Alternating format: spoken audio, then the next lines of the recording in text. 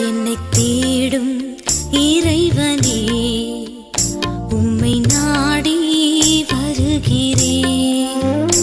என்னை தேடும் இறைவனே, உம்மை நாடி வருகிறேன்.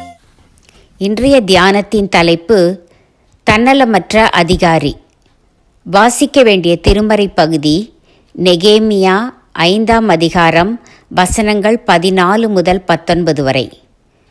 தன்னலமற்ற அதிகாரி. இந்த ஜனங்கள் பட்ட பாடு கடினமாயிருந்தபடியால் அதிபதிகள் வாங்குகிற படியை நான் வாங்கவில்லை. நெகேமியா 5:18. அர்த்தசஷ்டா என்னும் அரசன் யூத தேசத்திலே அதிபதியாக இருக்கும்படி நெகேமியாவை நியமித்திருந்தான். நெகேமியாவும் 12 ஆண்டு காலம் அதிபதியாக இருந்தார். யூதா நாட்டு அதிபதி என்பது ஆளுநர் பதவியாகும். பெரும் பதவி, பெரும் பொறுப்புகள், மதிப்பு, மரியாதை இவற்றோடு பொன்னும் பொருளுமாய் வந்து குவியும். அரசனிடமிருந்தும் நல்ல சம்பளம் கிடைக்கும்.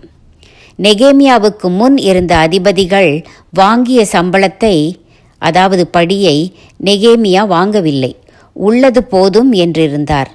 மேலும் மக்கள் வறுமையால் பட்ட பாடு அதிகமாயிருந்ததால் நெகேமியா வள வாழ்வை தேடவில்லை. ஏழை மக்களை வருத்துவதால் வரும்படியை நெகேமியா விரும்பவும் இல்லை. முந்திய அதிபதிகள் ஜனங்களிடமிருந்து அப்பம், திராட்சை ரசம், வெள்ளி போன்றவற்றை வாங்கி செழித்து கொழுத்தனர். கொழுமையான செல்வம் வந்ததால் வயல் வாங்கி சொத்து சேர்த்தனர். தேவனுக்கு பயந்த நெகேமியாவோ இவை எதற்கும் ஆசைப்படவில்லை. தவிர தன் அலங்கம் கட்டும் பணியை கூட்டமாய் வேலைக்காரரை சேர்த்து கட்டி முடிக்கிறார். முந்திய அதிபதிகள் மட்டும் அல்லாது அவர்களுடைய வேலைக்காரர்களும் மக்கள் மீது அதிகாரம் செலுத்தினர். தேவனுக்கு பயந்த நெகேமியாவோ தானே களத்தில் இறங்கி பணிபுரிகிறார். ஜமா பந்தியில் மூப்பர்களுக்கும் புறஜாதியாருக்கும் விருந்து வைக்கிறார். தேவனுக்கு பயந்த மனிதனின் வழி தனி வழி, எளிய சிக்கனமான தன்னலமற்ற வழி, தன்னை ஒறுக்கும் வழி, கடமையை கருத்தாய் செய்யும் வழி, இப்படியும் வாழ முடியும் என்று வாழ்ந்து காட்டிய வழி. அதே சமயம் ஜனங்களிடம் லஞ்சம் வாங்கி கொண்டு, தனக்கென வயல் வாங்கி கொண்டு, வெறுமனே அதிகாரம் செலுத்தி கொண்டு வாழ்ந்த அதிபதிகளும் இருந்தனர்.